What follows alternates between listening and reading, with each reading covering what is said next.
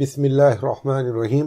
السلام علیکم ورحمۃ اللہ وبرکاتہ۔ انتہائی قابل احترام دوستو، آگے زیر سماعت آنے والی افریقہ کی ایک جماعت کی اہم کارگزاری پیش خدمت ہے، جو کہ کئی سال پہلے رائے اجتماع میں سنائی گئی تھی۔ آپ احباب سے خصوصی درخواست ہے کہ اس کارگزاری کو مکمل سماعت فرمائیں۔ آگے بڑھنے سے قبل آنے والے تمام دوستوں سے درخواست کرتے چلیں کہ اس کارگزاری کو زیادہ سے زیادہ لائک اور شیئر کریں اور ہمیں اپنی قیمتی آراء سے آگاہ کرنا مت بھولیں۔ ساتھ ہی اپنی دعاؤں میں پوری امت کو ضرور یاد رکھیں۔ جزاکم اللہ احسن الجزا۔ گزشتہ سالوں میں افریقہ کے قحط زدہ علاقوں میں سے تشاد بھی قحط کی شدید لپیٹ میں رہا، جس کی وجہ سے یہ ابھی تک معاشی بحران کا شکار ہے۔ ویسے بھی مفلسی اور غربت چھائی ہوئی ہے۔ اس سے قبل ہم نے صرف معاشی بدحالی کا نام سنا تھا، یہاں اس کی حقیقی شکل دیکھنے کو ملی۔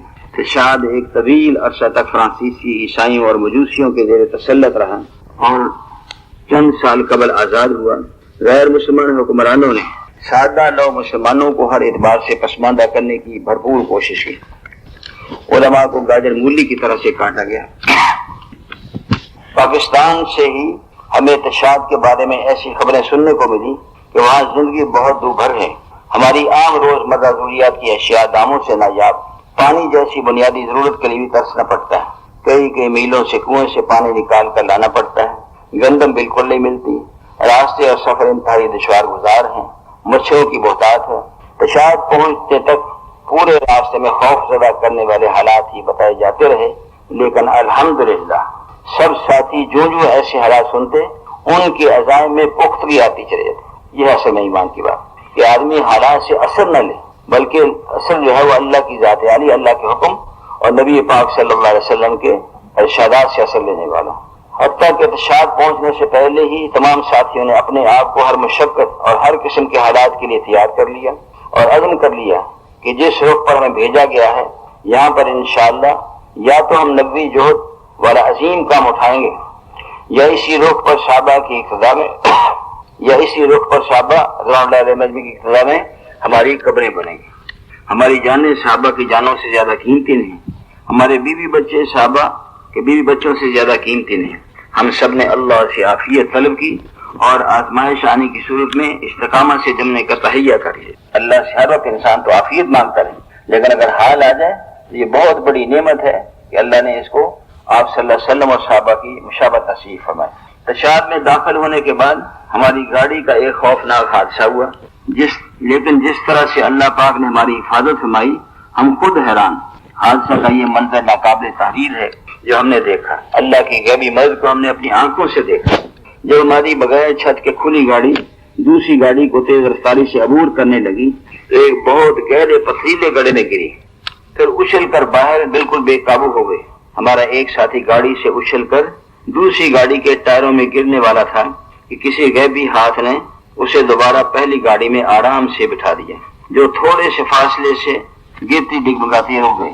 کچھ سواریاں گاڑی کے نیچے گر گئیں، ساتھیوں کو معمولی چوٹیں آئیں، اللہ کے راستے میں خون بھی بہا، لیکن کوئی بڑا نقصان نہیں ہوا۔ تقریباً 1 گھنٹہ کے بعد سب پھر اسی گاڑی پر آگے کی طرف صرف کر رہے تھے۔ ابشا پہنچے تو دیکھا کہ واقعی کچھ مشقتیں ہیں، کمر توڑ مہنگائی، لیکن الحمدللہ ساتھی پرعزم تھے۔ ہم نے مقامی حالات کا جائزہ لے کر کام شروع کیا، ساتھ ساتھ ویزا بڑھانے کی بھی کوشش کرنے لگے۔ یہاں کی حکومت اور انتظامیہ نے کہا کہ ہم کسی بھی حال میں آپ کا ویزا نہیں بڑھا سکتے، اس لیے کہ آپ ہمارے مہمان ہیں اور جس رخ پر آپ جانا چاہتے ہیں آپ اس راستے پر سفر نہیں کر سکتے۔ راستہ بڑا کٹھن ہے، راستے میں پانی نہیں، ڈاکو اور جنگلی درندے ہیں، درمیان میں بڑے بڑے طویل پہاڑ اور جنگلی خلا ہیں، رستہ خطرناک ہے، حفاظت کا کوئی انتظام نہیں، آبادیاں کم ہیں۔ یہاں کے مقامی احباب نے بھی کہا کہ اس رخ کے بارے میں انجمینہ مرکز میں بھی احباب کو فکر مند کیا گیا کہ یہاں پر جماعتیں بھیجی جائیں، لیکن کوئی جماعت اس رخ پر جانے کے لیے تیار نہ ہوئی۔ رخ کے تھوڑے سے حصے پر اس سے پہلے یہاں کی ایک مقامی جماعت کام کر چکی تھی۔ اس رخ پر الحمدللہ ہماری سب سے پہلی جماعت تشکیل ہوئی۔ بہرحال ہم نے انتظامیہ کو کہا کہ یہاں کے لوگ بہت اچھے اور صفات والے ہیں، کیونکہ آج ان کے پاس کوئی مبارک نبی علیہ الصلوۃ والسلام والی محنت کو لے کر نہیں پہنچا اور ان کو اپنے امتی ہونے کی حیثیت اور ذمہ داری کا احساس نہیں دلایا، لہذا وہ ڈاکو بن گئے۔ اگر ہم ان کے پاس نہیں گئے تو حالات مزید خراب ہو جائیں گے۔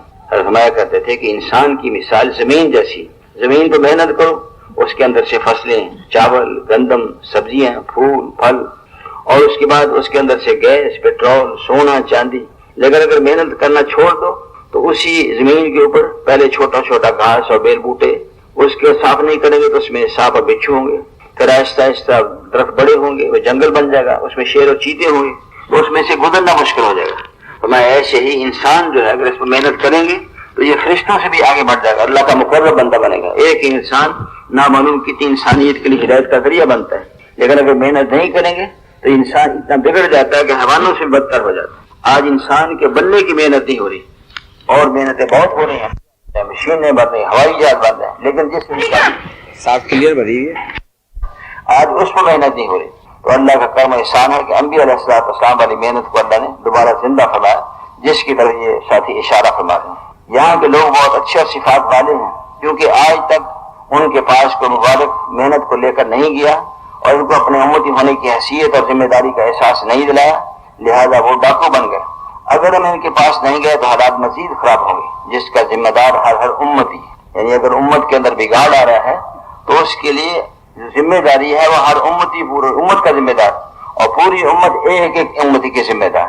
آخرت میں اس سے پوچھ ہوگی، اس ذمہ داری کا احساس دلاتے ہوئے اللہ کے راستے میں ٹھوکریں کھانا، در بدر کی مشقتیں برداشت کرنا، تاکہ اللہ کو ترس آ جائے. اور حق تعالیٰ شان امت کے ہر فرد اور ہر انسان کو ہدایت والی محنت کے لیے قبول فرما لے. انہوں نے کہا کہ ہمیں ویزا بڑھانے سے پہلے انجمینہ جو یہاں کا صدر مقام ہے وہاں سے اجازت لینا ہوگی. ہم اللہ پاک کی طرف متوجہ رہے اور ابشا میں کام کرتے رہے. ابشا تقریباً 50,000 سے زائد آبادی پر مشتمل یہاں کا صوبائی دارالخلافہ ہے، اور افریقہ میں علماء کے شہر کے نام سے مشہور ہے. یہاں پر 2 مقابل فکر کے لوگ ہیں، اہل فکر اور اہل ذکر. ان دونوں میں زبردست اختلاف، جس کی وجہ سے یہاں کے دعوت والے گنے چنے احباب بڑے متاثر تھے. یہاں پر ہر قسم کی تقاریر پر زبردست پابندی تھی. الحمدللہ ہم نے ہر 2 مقابل فکر کے علماء، مشائخ، انتظامی اور یہاں کے حکام اعلیٰ سے خصوصی تفصیلی ملاقاتیں کی اور سب کا جوڑ رکھا اور ان سب کی ضیافت کی. تقریباً 150 علماء کرام خواص کا مجمع تھا. سب کے سامنے دعوت والے کام کی ذمہ داری تفصیل سے رکھی. الحمدللہ ماحول خوشگوار بنا. ہم نے ابشا کی 6 مسجدوں میں کام کیا. ہر مسجد میں مقامی جماعت بنا کر ان سے اپنے سامنے کام کروایا. چند افراد ابشا کی مختلف مسائل سے سروزہ کے وصول ہوئے، اور کچھ ساتھی چلہ کے اور ایک ساتھی 3 چلہ کے وصول ہوئے. اس اسلام میں اللہ پاک کے خصوصی فضل و کرم سے ہمارا 6 ماہ کا ویزا بڑھ گیا. لیکن ادھر ہماری جماعت کے 4 ساتھی ملیریا کی شدید لپیٹ میں آ گئے. 2 مزید ساتھیوں کی طبیعت بھی کچھ ٹھیک نہ تھی. باقی صرف 2 ساتھی خدمت میں اور کام میں مصروف رہے. اس دوران الحمدللہ 7 اباب پر مشتمل جماعت، جن میں سے اکثر کا تعلق انجمینہ سے تھا، پاکستان کے لیے تیار ہوئی. ان کو پاکستان روانہ کیا. ان کے ہاتھ ہی یہاں کے تفصیلی حالات پر مشتمل ویزا آپ کی خدمت سال کیا جا چکا ہے، جس کا جواب ابھی تک موصول نہیں ہوا. ساتھیوں کی حالت کچھ سنبھلی تو ہم نے اللہ کا نام لے کر اپنا سفر شروع کر دیا. شروع میں تو کوئی کام قابو میں نہیں آ رہا تھا، حالانکہ ہم خوب گشتیں اور ملاقاتیں کرتے. ہمارے لیے زبان کا مسئلہ بھی تھا، لیکن اللہ نے مدد فرمائی، کچھ نہ کچھ کام چل پڑا. اصل میں لوگ مذکورہ بالا 2 طبقات کے درمیان اختلاف کی وجہ سے لوگ ہم سے کچھ خائف تھے. اختلافات کی یہ حالت تھی کہ انہوں نے ایک بڑی بستی میں ایک دوسرے کے گھر جلا رہے تھے. اب عدالتوں میں مقدمے چل رہے تھے، حالانکہ لوگ بہت اچھے اور صفات والے ہیں.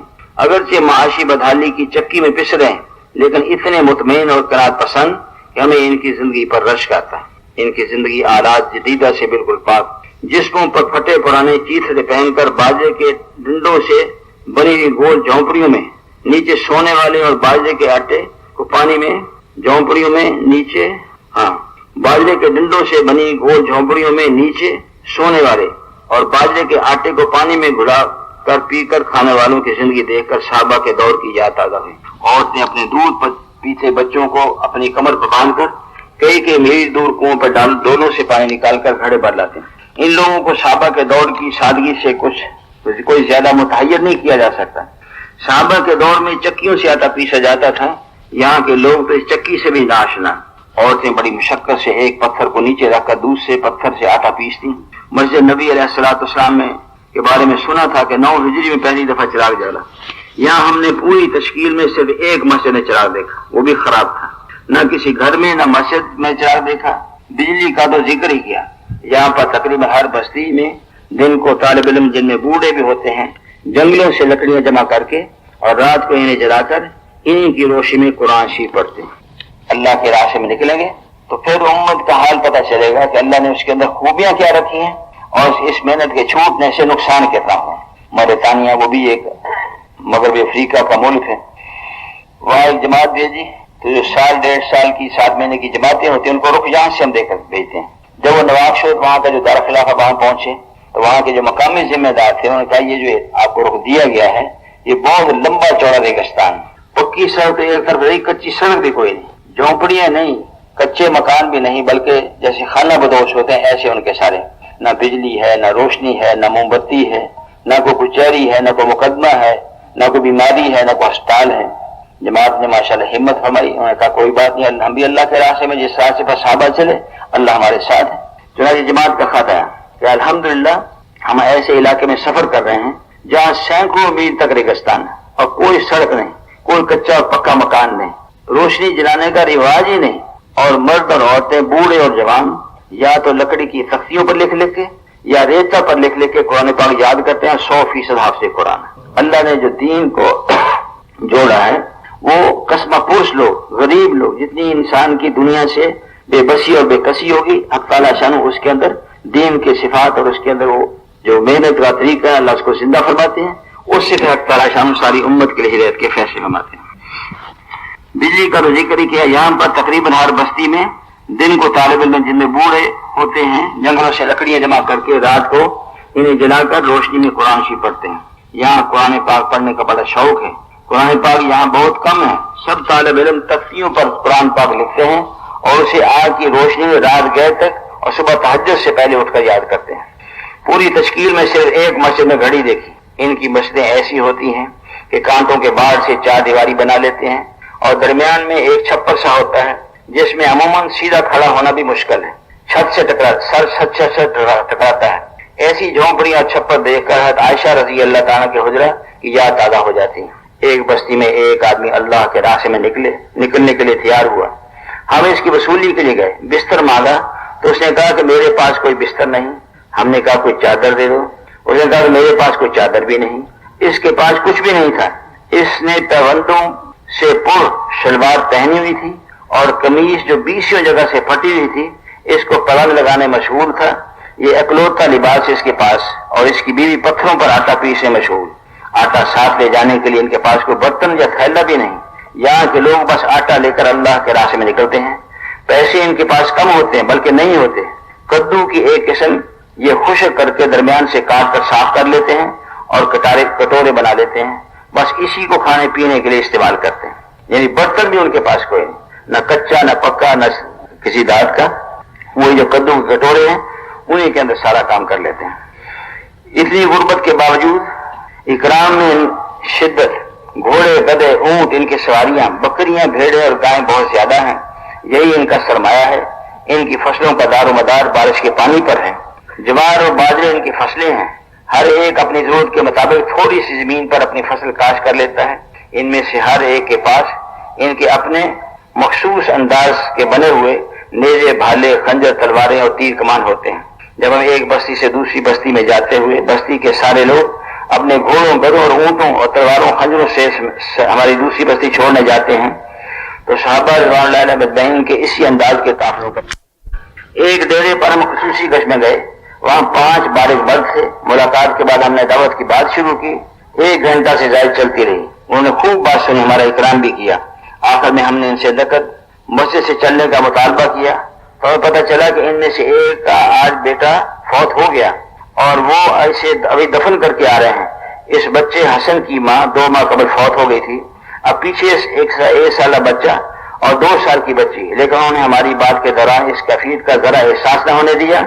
ہمارا اکرام بھی کیا اور سب کے سب نقد اللہ کے راہ سے ہمارے ساتھ نکل گئے. عشاء تک ہمارے ساتھ رہے. اس بچے کا باپ اگلے دن اللہ کے راستے میں نکلا. ایک بستی میں ہم گئے, وہاں ایک 3 سال کا بچہ فوت ہو گیا تھا.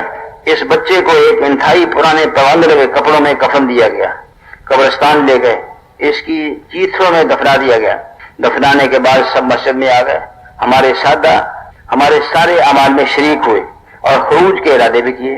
ایک مشنگلہ نامی بستی میں ہم پہنچے، مسجد ویران اجڑی پڑی۔ بعد میں پتہ چلا کہ بستی کے نمبردار اور امام صاحب کے درمیان باہمی اختلاف کی وجہ سے عرصے سے مسجد بند پڑی ہے۔ ہم نے نمبردار امام صاحب سے تفصیلی ملاقات کی، ان کو مسجد میں بلایا، باقی لوگ بھی مسجد میں جمع ہو گئے۔ تھوڑی سی جہد کے بعد الحمدللہ ان کی صلح ہو گئی اور ایسی زبردست محبت کی فضا بنی کہ ہم حیران رہ گئے۔ صبح امام صاحب، نمبردار، تمام بستی والوں نے مسجد کو خوب بنایا، سنواری، نئی بال لگائی، مسجد میں مقامی کام شروع کرنے اور اسے آباد کرنے کے ارادے کیے۔ نمبردار ہمیں اپنے گھوڑے پر اگلی بستی تک چھوڑنے آئے جو 12 کلومیٹر کے فاصلے پر تھے۔ یہاں کے ایک بڑے قصبے منگل میں کہ ایک بڑے شیخ جو کہ استاد العلماء اور قاضی عدالت کے سربراہ ہیں، ان سے جب ہم نے ملاقات کی تو انہوں نے کہا کہ میں نے کتابوں میں پڑھا تھا کہ جب امام مہدی آئیں گے تو مشرق سے لوگ آ کر ان کی نصرت کریں گے۔ میرا گمان ہے کہ وہ لوگ آپ ہی ہیں۔ بعد میں جب وہ مسجد میں آئے تو ہم جماعتوں سے کارگزاری سن رہے تھے۔ جب انہوں نے سارے اعمال کو دیکھا تو کہا کہ اب مجھے پورا یقین ہے کہ لوگ آپ ہی ہیں۔ انہوں نے ہماری بڑی نصرت کی، کیونکہ عورتیں مسجد میں نماز پڑھنے آتی ہیں، ان کے پیچھے الگ صفیں ہوتی ہیں، لہذا وہ بھی مسجد سے باہر بیٹھ کر ہمارے بیانات کو سنتی۔ الحمدللہ جو کام ابتدائی بستیوں میں باوجود محنت کے مشکل نظر آ رہا تھا اور ہم سب خوب فکر مند ہوئے، لہذا ہم نے رات عشاء کے بعد سونے سے پہلے مشورہ کا عمل طے کر لیا۔ اس میں دن بھر کے کام کا جائزہ لیتے، کمی کوتاہی کو دور کرنے کے لیے آئندہ روز کے لیے مشورہ کرتے، رات ہی کو صبح کے لیے گشتوں کی تشکیل ہو جاتی۔ فوراً بیان کے بعد بستی کے اندر اور ارد گرد کے ڈیروں پر گشت چلے جاتے، خوب نقل و حرکت ہوئی۔ 2-3 گھنٹوں کے بعد گشت واپس آ جاتے، پھر ناشتہ کر کے اعمال کو مشورہ سے طے کرتے۔ اردو اور عربی کے الگ الگ حلقے لگتے، حلقے کے اختتام پر مقامی احباب کا اکرام کرتے، انہیں کھانے میں شریک کرتے۔ بس 24 گھنٹے میں ہمارا کھانا ایک مرتبہ ظہر سے پہلے ہوتا، جس سے ساتھیوں کی صحت بہت اچھی رہی۔ یعنی جماعت جو ہے اپنا لکھ رہی ہے کہ 24 گھنٹے میں کھانا ایک دفعہ کھاتے، جس سے ساتھیوں کی صحت بہت اچھی رہی۔ رات گئے تک خوب کام کر سکتے، سب ساتھی اس پر بہت خوش تھے۔ رمضان شریف بھی ترتیب بہت خوب رہی۔ الحمدللہ ہماری جماعت میں ایک حافظ صاحب تھے، ہم نے تراویح میں قرآن پاک سننے کی سعادت بھی حاصل کی۔ پہلے تو ہم ان کے ساتھ 10 تراویح جو کہ فقہ مالکی میں ہیں، بعد اس مزید تراویح میں اپنا پارا ختم کر لیتے، لیکن اس سے یہ نقصان ہوتا کہ مقامیوں سے اختلاط اور رات کا مشورہ متاثر ہوتا، لہذا ہم نے مشورہ سے یہ ترتیب بنائی کہ ان کے ساتھ 10 تراویح پڑھ کر ان سے اختلاط کرتے اور پھر مشورہ کا عمل ہوتا۔ صبح سحری اور تہجد کے وقت اٹھ کر 10 تراویح میں پارا مکمل کر لیتے، اس سے بڑا فائدہ ہوا۔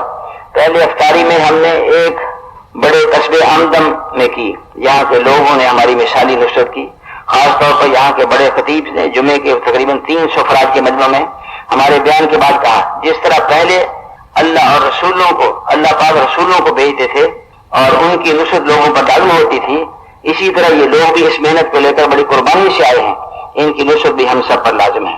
اور ان کی نصرت یہ ہے کہ جس طرح ہم ان کا ہر طرح سے اکرام کریں، وہاں ان کے ساتھ 3 چلے کم اوقات کی قربانی بھی کریں، اور باقاعدہ لوگوں کو تیار کیا، تقریباً 10 افراد مختلف اوقات کے تیار ہوئے۔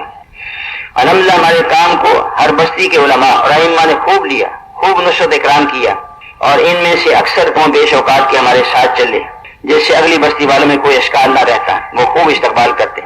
ایک بڑی بستی صرف دنگس کی مرکزی مسجد کے خطیب صاحب، نائب خطیب، امام صاحب، نائب امام، مؤذن سب اللہ کے راستے میں نکلے۔ 13 کلومیٹر دور بستی سے مشرق کے ساتھ نائب امام کو گھوڑے پر واپس بھیجا تاکہ جمعہ پڑھائے۔ جمعے کے فوراً بعد پھر جماعت میں جا ملے۔ الحمدللہ علماء کی کئی جماعتیں نکلی۔ ایک بستی فجر رنگت سے تمام بالغ مرد اللہ کے راستے میں نکلے۔ پھر اگلی بستی سے ایک کو مشرق کے ساتھ واپس بھیجا۔ اسی بستی میں ارد گرد کے ڈیروں کو ملا کر ایک دن میں 3 جماعتیں نکلی اور ایک دن میں 3 مرتبہ روانگی کی ہدایت دی گئی، مسافر کیا گیا۔ اس سفر میں 2 نابینے اور ایک گونگا بھی اللہ کے راستے میں نکلا۔ 40 علماء اور ائمہ اللہ کے راستے میں نکلے۔ راستے واقعی دشوار گزار اور طویل، لیکن اللہ نے ہمارے لیے آسان کر دیا۔ ہم نے سب سے لمبا فاصلہ اگن سے امدن تک کیا، جو تقریباً 60 کلومیٹر تھا۔ یہ ایک طویل جنگل کا حصہ، پانی کہیں نہیں تھا۔ ہم صبح 8 بجے چلے، 12 بجے تک مسلسل سفر کر کے ایک جگہ رکے، تعلیم کا حلقہ لگایا، کھانا پکا کر کھایا، کچھ دیر آرام کیا، پھر چل پڑے۔ نماز کے اوقات میں نماز پڑھتے، پھر چل پڑتے۔ رات 10 بجے چاند کی 28ویں رات کے گھپ اندھیرے میں گھنے جنگل میں جنگلی جانوروں کی خوفناک آوازوں کے درمیان ہم نے پڑاؤ ڈالا، اپنے آپ کو نیند کی آغوش کے حوالے کر دیا۔ صبح تہجد پڑھ کر ناشتہ اور نماز سے فارغ ہو کر پھر چل پڑے۔ تقریباً دوپہر کے 11 بجے امدن کے قریب وادی بطحا میں پہنچے۔ اسی شام کو رمضان ہی کا چاند نظر آیا۔ ہم نے پہلی تراویح ادا کی۔ اس سفر میں ساتھی خوب تھک گئے، پاؤں سوج گئے اور چھالے بن کر پھٹ پڑے۔ ہماری جماعت میں ایک 63 سالہ بزرگ ساتھی بھی تھے۔ اس سفر میں ان کا جذبہ اور حوصلہ جوانوں سے بھی زیادہ تھا۔ یہ سفر ہمارا یادگار سفر تھا۔ اس سفر میں ہم نے بہت سے جنگلی جانور دیکھے۔ اس میں ہرن، لومڑی، بھیڑیے، لنگور، خرگوش، کئی جانور پرندے جس کو ہم نہیں جانتے ہم نے دیکھے۔ ایک شیر بھی ہم نے دیکھا جو کہ ہم سے 15-20 قدم کے فاصلے پر تھا۔ اگر وہ چاہتا تو ہم پر جس لگا سکتا تھا، مگر اس نے ہمیں دیکھا تو تھوڑا سا پیچھے چلا گیا اور درخت کی اوٹ میں ہمیں دوستانہ انداز میں دیکھتا رہا۔ جب ہم گزر گئے تو وہ بھی جنگل میں غائب ہو گیا۔ ہمیں ذرا بھی خوف نہ آیا۔ اب ہم سوچ کر حیران ہوتے ہیں۔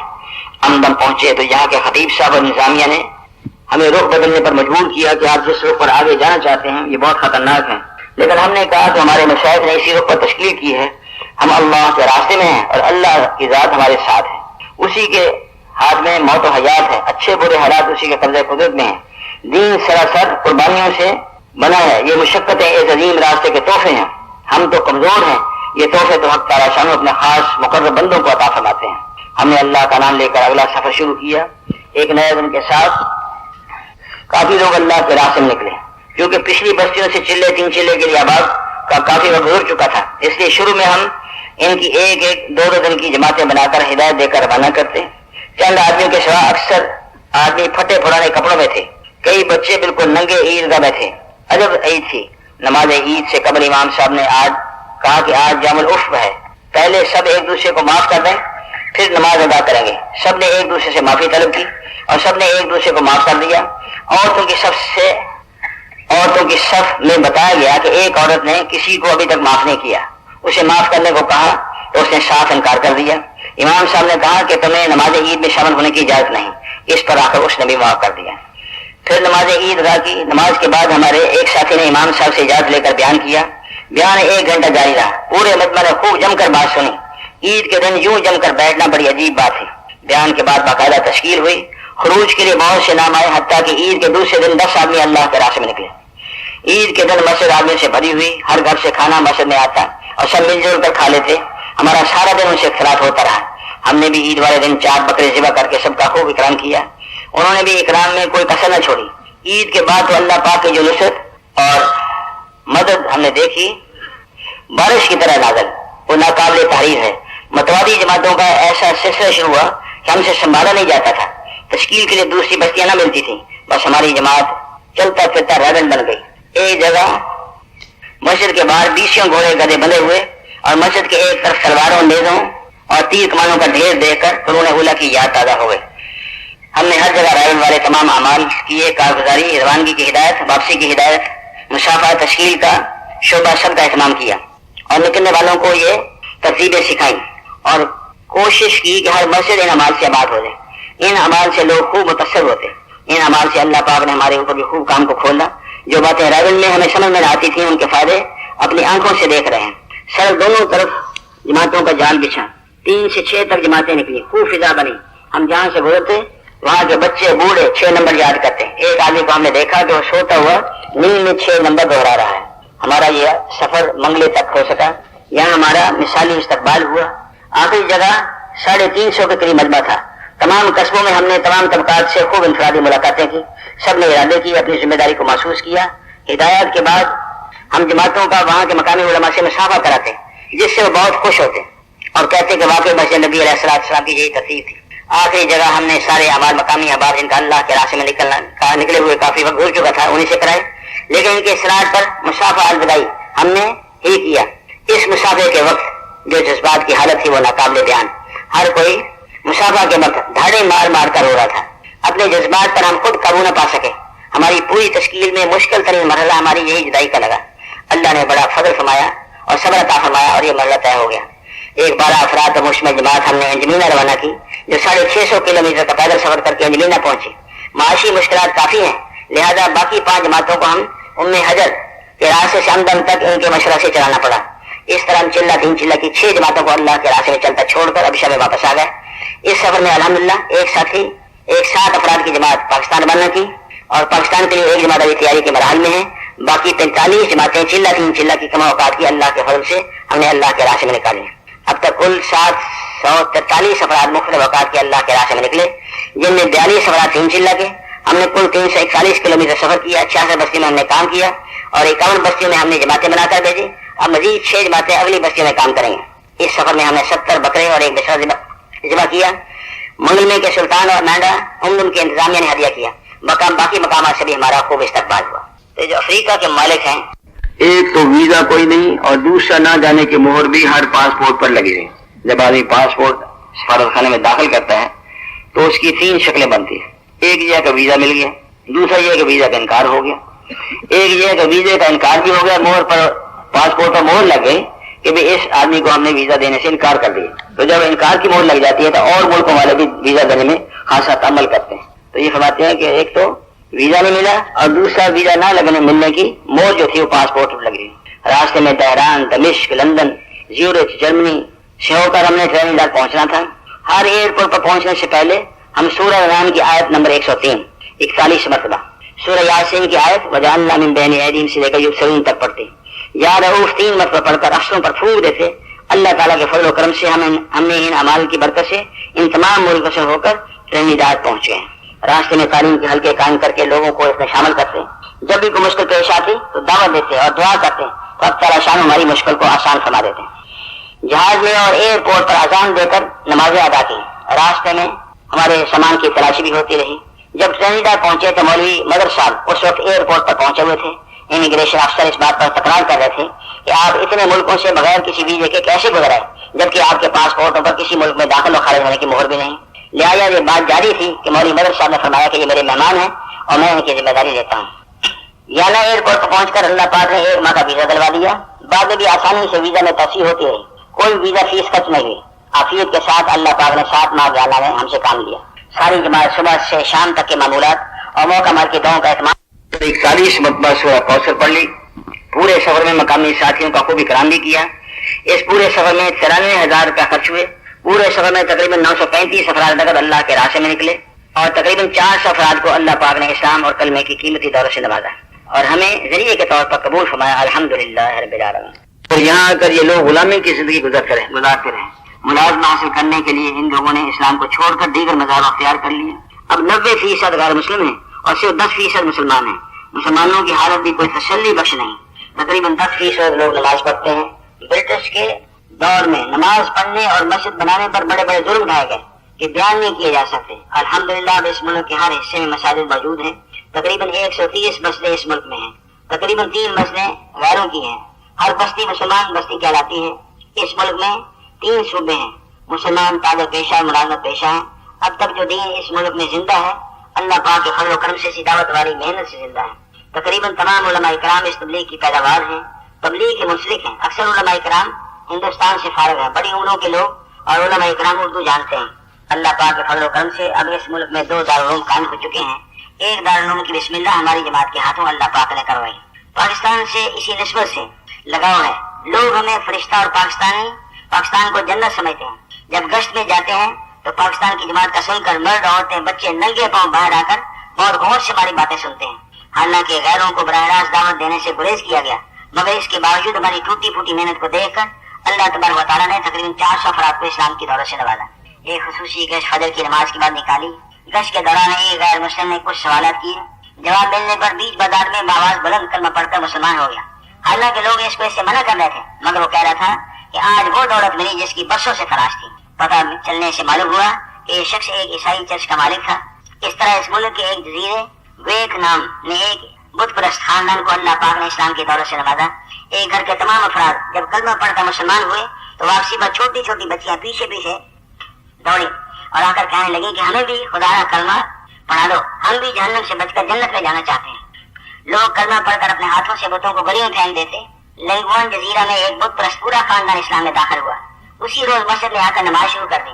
برٹیکا میں پورا عیسائی خاندان اسلام میں داخل ہوا اور نام تبدیل کیے.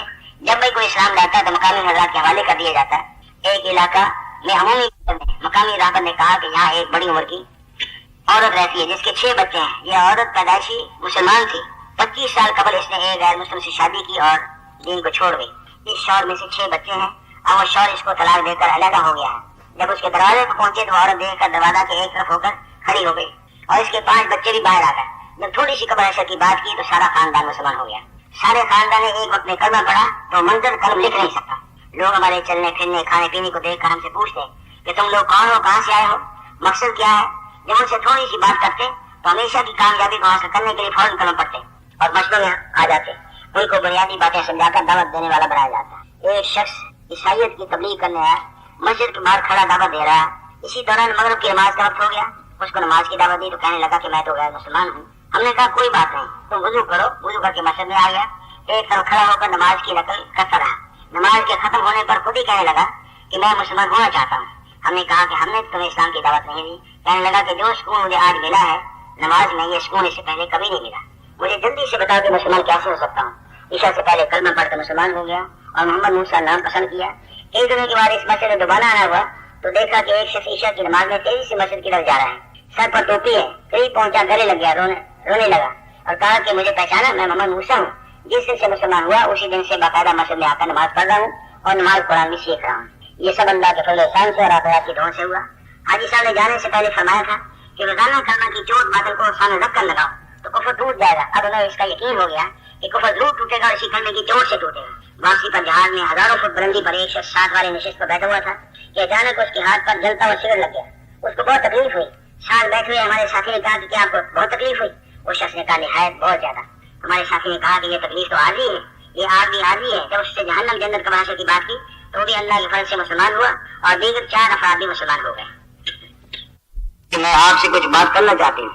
جماعت کا مشورہ ہوا کہ 2 ساتھی طے ہوئے ان سے حجاب میں بات کریں۔ ایک طرف علیحدہ کھڑے ہو کر بات کی گئی، فرمانے لگی کہ مجھے دین اسلام کے بارے میں کچھ بتاؤ۔ جب تھوڑی سی بات کی گئی تو کہنے لگی کہ بہت عرصہ سے مسلمان ہونا چاہتی تھی مگر کوئی شخص مجھے اسلام کے بارے میں نہ بتاتا تھا۔ بہت عرصہ قبل میری ماں بھی مسلمان ہو گئی مگر اس نے آج تک مجھے اسلام کی دعوت نہ دی۔ ایسی قبر حشر کی جنت کی جہنم کی باتیں تو میں نے پہلے کبھی سنی نہیں، لہٰذا اب مجھے بتائیں کہ میں کیسے مسلمان ہو سکتی ہوں۔ عرض کیا کہ کلمہ شہادت پڑھو۔ کلمہ پڑھ کر ایمان مجمل اور ایمان مفصل کروایا گیا، مسلمانوں والا نام رکھا، مقامی گھر جہاں مسکرات کی تعلیم ہوتی ہے اس کا پتہ دیا۔ اس پر ان کی خوشی کی انتہا نہ رہی اور دعائیں دیتی ہوئے پر نماز۔ میری گاڑی میں بیٹھی ہوئی ہے، کچھ سوالات آپ سے پوچھنا چاہتی ہوں۔ میں چونکہ نیا مسلمان ہوں، یہ مرد کی بات ہے، لہٰذا مجھے زیادہ علم نہیں اسلام کے بارے میں۔ مشورہ سے 2 ساتھی طے ہوئے، گاڑی کی طرف ہٹ کر عورت سے بات کی گئی تو براہ راست بات نہ کرنے پر خفا ہو گئی۔ جب ان کو اس بارے میں بتایا کہ ایک عورت کا اسلام میں کیا مقام ہے، اس حجاب سے کیا فائدہ ہے، اتنی بات سنی گاڑی سے باہر نکلی۔ ہمارے ایک ساتھی نے فوراً سر پر رومال رکھا عورت کے سب تاکہ پردہ ہو جائے تو فرمانے لگی کہ میں ابھی اسی وقت اسلام قبول کرنا چاہتی ہوں۔ فوراً کلمہ شہادت پڑھا، ایمان کی صفتیں یاد کرائی، فرمانے لگی کہ ہم اس وقت اسلامی لباس حاصل کرنا چاہتے ہیں، اب ہم پہلی زندگی سے توبہ کرتے ہیں۔ اس کے بعد ان کو مرتبی بڑی مسجد کا پتہ دیا گیا، دوسرے مقامی احباب کو ان کے بارے میں بتا دیا گیا۔ ایک روز عمومی کش میں ایک شخص ملا جس کے چہرے پر چھوٹی چھوٹی داڑھی۔ جب بات شروع کی تو فرمانے لگے کہ پچھلے رمضان میں 1 ہفتہ تک مجھے خواب میں آپ کی تشبیہ دکھائی گئی اور 1 ہفتہ خواب میں آپ کے ساتھ نماز پڑھتا رہا۔ جب میں نے اپنی بیوی سے بات کی تو ہمارا پورا خاندان مسلمان ہو گیا۔ اس کے بعد وہ لڑکا مسجد میں آیا، سارا بیان اپنی کاپی پر لکھا تو کہنے لگا کہ اب گھر جا کر بیوی کو یہ ساری باتیں بتاؤں گا۔ اس کے بعد ان کو وہاں کے ساتھی مولانا منظور صاحب کے حوالے کیا۔ اس واقعہ کے بعد یہ بات سمجھ میں آئی کہ محنت کہیں ہوتی ہے اور اللہ رب العزت اس کے اثرات پوری دنیا میں مرتب فرماتے ہیں۔ یہ چند واقعات تھے، اس کے علاوہ ہر دن ایک نئی داستان لے کر آتا تھا۔ اس ملک میں ایک گھر میں کئی مذہب کے لوگ رہتے ہیں۔ ہماری جماعت ساری بیمار تھی، ہم ہلکا لگا کر ان حضرات کے ارد گرد بیٹھے تو عرب حضرات منہ نیچے کر کے بیٹھ گئے۔ ان سے درخواست کی کہ حضرت آپ ہم سے تو بات فرمائیں تو فرمانے لگے یہ منہ اس قابل نہیں کہ آپ کو دکھا دیں، کیونکہ یہ کام ہمارا تھا، ہم نے اس کی قدردانی نہیں کی اور پورن آنکھوں سے کہنے لگے کہ آپ کی بہت بڑی قربانی ہے، ہزاروں میل سے لاکھوں روپے خرچ کر کے آئے ہو اور آپ کی کیا حالت ہے اور آپ کچھ وقت ہماری جماعت کے ساتھ بھی گزاریں۔ جس وقت روانہ ہونے لگے تمہارا فرمانے لگے کہ آج کے اس دور میں اگر دین کی محنت کرنے والا اللہ کے دوست نہیں تو اور کون اللہ کا ولی ہو سکتا ہے۔ واپسی پر 2 یوم لندن میں کام کیا، 2 یوم میں 4 مساجد میں کام کیا، 2 ساتھی 4 ماہ کے لگن پاکستان بنا۔ بات فرمایا کہ یہ لوگ آج کے صحابہ ہیں اور یہی لوگ حق پر ہیں اور یہی لوگ انشاءاللہ کامیاب ہوں گے۔ آپ کی 15 افراد موقع پر مسلمان ہوئے، دوسرے روز ان کے گھر دوبارہ گئے تو پتہ چلا کہ 35 کے قریب بت اپنے ہاتھوں سے توڑے۔ چند ماہ پہلے 25,000 کے قریب سیاہ فام اسلام میں داخل ہوئے۔ فرماتے ہیں کہ اسلام ایک مسلمان انسانوں کا ایک سمندر ہے جو دین سے بالکل ناآشنا ہے۔ اگر سارے مسلمان بھی اللہ کے راستے میں نکل جائیں تو کم لگتا ہے، اتنی محنت کرنے کی۔ جب مرد عورتیں جمع ہو گئے، ہم نے پردے کا اہتمام کیا، سب نے کلمہ سیکھ کر ایک عورت رو رہی تھی کہ اگر آپ چند ماہ پہلے آ جاتے تو میرا بیٹا جو 18 سال کی عمر فوت ہو گیا وہ بھی کلمہ پڑھ کر دنیا سے جاتا۔ اس کا خاوند رو رہا تھا کہ اب تم چلے جاؤ گے تو ہمیں کون دین سکھائے گا. جن مسلمانوں کو کلمہ سکھاتے وہ کہتے کہ ہماری دادی اس طرح پڑھا کرتی تھی. ہم نے میں سب کچھ بھول گیا. روسی مظالم کی داستان سنانے لگا. اس کو کلمہ سکھایا, کلمہ کے فضائل بتلائے, بہت خوش ہوا, جھوم جھوم کر کلمہ پڑھنے لگا. پھر اس کو غسل وضو سکھایا, اذان کی کئی, نماز اپنے ساتھ پڑھائی تو کہا کہ یہ میں نے زندگی کے اندر پہلی نماز پڑھی. ایک بوڑھا آدمی تھا, بارش کے باوجود پہنچ گیا, نماز پڑھی, بیان سنا, کلمہ سکھایا, ٹوپی تسبیح, بہت خوش ہوا. ہم نے کہا کہ ماشاءاللہ آپ کا نام بہت اچھا ہے. اس کی آنکھوں میں آنسو آ گئے, کہنے لگا کہ میری عمر 70 سال ہو گئی مگر اب میرے پاس صرف نام ہی باقی رہ گیا, اسلام کو بھول چکا ہوں. بعض لوگ کہتے ہیں کہ ہمارا کوئی مذہب نہیں, تلاش کر رہے ہیں. 25 کلومیٹر دور ایک شاید نپایا میں گئی. کافی لوگ جمع ہوئے. 3 دن کے لیے تقریباً $100 پر 2 کمرے کرائے پر لیے. ہمیں پتا چلا کہ یہاں کے کچھ لوگ مرد عورتیں چرچ پہ جاتے ہیں. وہ یہ کہتے ہیں کہ ہم کہاں گئے, ہمارے پاس کوئی عبادت خانہ نہیں. ایک مسلمان پہلے تھا, شہر میں گشتیں کی, کافی لوگ آئے, ہم اس آدمی سے ملنے گئے مگر لوگوں نے کہا کہ وہ تو ایک اللہ کے کلمے کو بلند کرنے کے لیے اللہ کے راستے میں پھرنا چھوڑ دیا اور دوسرا فرق کے برابر چھوڑ دیا. اس پھرنے کے کیا فائدے ہیں ہمیں کچھ اندازہ نہیں, لیکن اللہ کے فضل احسان سے جب جماعتیں اللہ کے راستے میں پھری تو پھر پتا چلا کہ اس کا کتنا فائدہ ہے. ملاوی کے اندر ایک جماعت سفر کر رہی تھی, ایک بس ایک پاس سے گزرے تو دیکھا کہ پیچھے مجھے اٹھا رہے ہیں اور فرما رہے ہیں کہ اسی دین کے لیے میں نے کتنی تکلیفیں برداشت کی. یہ تکلیف جو تمہیں ہو رہی ہے دین کی محنت کا حصہ ہے. دوسرے ساتھی عبدالحفیظ صاحب نے بتایا, ہم نے پہلے سنا تھا کہ پاکستان والے اس فکر میں راتوں کو روتے ہیں کہ کلمہ پڑھ کر سارے عالم کے لوگ جنت میں جانے والے بنتے ہیں. اللہ کے راہ سے ملنے پر ہمیں یہ بات سمجھ میں آئی کہ جنت میں خود جانے کے لیے ضروری ہے کہ ہم بھی سارے عالم کی ہدایت کے لیے رہیں, اور اس کے لیے اکیلے پاکستانی کیوں رہے. یہ کہہ کر وہ رونے لگ گیا اور ایسا رویا کہ ہم سب کو بھی رلا دیا. ہم نے محسوس کیا کہ ہمیں رونا سکھا گیا. قریب تھے, جماعت والوں کو تقریباً 2 میل تک پتھروں سے مارا. ایک جماعت والے لکھتے ہیں یہ راستہ بالکل نیا ہے, اس علاقے میں سب سے پہلی جماعت ہماری آئی ہے, لوگ بہت اچھے ہیں, مہمان نواز کوئی نہیں ہوتا. ہمارے ساتھ دوسری جماعت تھی, اس میں ایک آدمی کو بخار تھا, اس کو اونٹ پر سوار کیا, اس کی آنکھ لگ گئی اور وہ آدمی منہ سے گر پڑا. اس آدمی کا منہ پتھر پر لگ گیا, زخمی ہو کر خون بہنے لگا. جب رات ہوئی تو نبی کریم صلی اللہ علیہ وسلم کی زیارت ہوئی, اپنا لعاب مبارک کے زخم پر لگایا. جب صبح ہوئی تو نہ خون تھا اور نہ زخم, اونٹ کیچڑ میں پھنس گیا. جب دیکھے تو دیکھتے دیکھتے میں میدان پر کھڑا ہو گیا کہ بہن گھوڑا آتے کو جلدی لے کر آؤ, اگر کلمہ نماز سیکھنی ہے. جماعت آگے چلے گئی, خود جماعت کے پیچھے بھاگی, کیونکہ اکثر لوگ غریب ہیں, بس گڑ پتی لے کر اور آٹے کو لے کر چلتے ہیں. ایسی فضا بنی کہ دور سے علماء کرام زیارت کے لیے آتے. ایک پرانے زمانے کا بوڑھا مولوی صاحب دور بستی سے آیا, ہمیں گلے لگایا. اس طرح میں آپ کے ساتھ نہیں چل سکتی. لغمان اور مزار کی سڑک کا کام ہوا, وہاں سے پھر آگے علاقہ لنڈا لام بستی, مولانا محمد گل صاحب. یہ بات سمجھ میں آ گئی, کہاں ہماری ناظمہ مستورات اور کہاں یہ مجاہدے. اور آپس میں اللہ نے ایسی محبت اور جوڑ سے چلنا نصیب فرمایا کہ حیران ہے. اللہ تعالیٰ کی نصرت صاف نظر آ رہی ہے.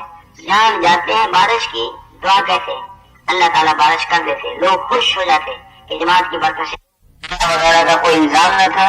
مستورات نے نفل پڑھ کر دعا کی, الحمدللہ پانی پڑھ کر پلایا, اللہ پاک نے اس کو صحت عطا فرمائی. کہ ابھی تک ہم بے خبر تھے, آج کے بعد میرے گھر میں کوئی ٹی وی نہ ہوگا. لہٰذا اسی دن کمروں سے 6 عدد ٹی وی نکالے, 1 لاکھ روپے کا VCR ختم کیا اور ہر کمرے میں جماعت جانباز مسلح رکھا اور اپنے گھر سے 6 آدمیوں کی جماعت کو نگر اللہ کے راستے کر بھیجا. ایک بستی میں جماعت گئی, ایک اور جماعت کے پاس آئی, تعلیم کے حلقہ میں شریک ہوئی. پھر دیکھا کہ جماعت کی مستورات اپنا کھانا خود پکا رہے ہیں. اس سے بہت زیادہ متاثر ہوئی. یہ عورت کسی دینی تاریخ میں 21 سال سے تقریر کرنے والی تھی. شرمندہ ہوئی کہ مستورات خرچ چکھنا کرتی ہیں, لہٰذا اپنے خاندان کی پوری جماعت سے روزہ نکالی, 7 گھروں سے ٹی وی نکالا, 2 مرد 3 چلے کے لیے نکل اللہ کے راستے کر دی. صاحب اور بیوی دل کی مریض, بہت علاج کیا, بہت رقم خرچ کی, آخر کار تھک کر 92 میں سالانہ اجتماع پر گیا تاکہ اللہ پاک ان کو خیر دے. نہ پہلے ایک دن اللہ کے راستے میں نکلا اور شب جمعہ, نہ کوئی تعلیم, دعوت کے کام سے بالکل ناواقف. اس اجتماع میں بہت رویا, سارے بیان سنے. جب دعا ختم ہوئی تو میں نے ایک جماعت کو کہا کہ میں بھی آپ کے ساتھ 10 دن اللہ کے راستے میں نکلتا ہوں. انہوں نے کہا کہ آپ کا دماغ خراب ہے, گھر میں 3 بیمار ہیں, ان کی خدمت کون کرے گا؟ ڈاکٹر نے فیصلہ کیا تھا کہ تمہاری بیوی کے دل کا آپریشن ہوگا اور 1 بال بدلی ہوگا. 3 مہینہ کا وقت دیا. میں نے نوکری بھی اسی طرح سے چھوڑی کہ گھر میں خدمت کے لیے کوئی نہ تھا. ہم 2 بھائی, 1 بہن ہے, ایک میں. بہرحال میں نے کہا کہ اگر سب کی بن جائے تو میں اللہ کے راستے میں نکلوں گا. مجھے اطلاع نہ بھی ملے لیکن آپ برادر سے حالات پوچھ لیں. جب 30 دن پورے ہوئے تو میرا شوق بڑھا اور میں نے 4 مہینے کی نیت کر لی. ٹیلی فون کیا کہ آپ لوگ کیسے ہیں؟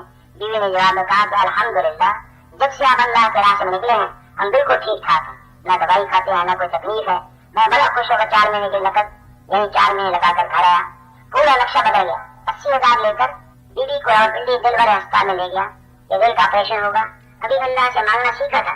جب سارے ٹیسٹ وغیرہ ہوئے میں مسجد میں بیٹھ کر اللہ سے مدد مانگ رہا. بیوی ڈاکٹر کے پاس سے اچانک آئی کہ ڈاکٹر صاحب بلا رہے ہیں. میں جب گیا تو ڈاکٹر صاحب نے معلومات دی کہ یہ ہمارے 20 سال میں پہلا کیس ہے کہ اللہ پاک نے مردہ بال کو زندہ کر دیا اور آئندہ دوائی بالکل کھانے کی ضرورت اور آپریشن کی ضرورت نہیں. میں اسی دن بہت خوش ہو کر رویا کہ یا اللہ یہ سب کچھ دین میں ہے اور خوشی سے اپنے گھر واپس ہوا. یہ تو دنیا میں برکت کی 80,000 روپے کی بچت.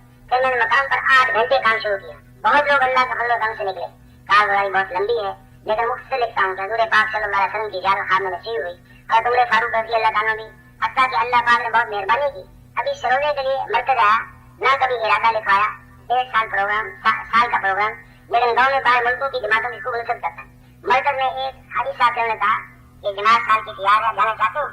اس بڑی نعمت کے انکار نہ کر سکا ورنہ اس وقت میں بہت مجبوری کے حالات میں نکلا تھا.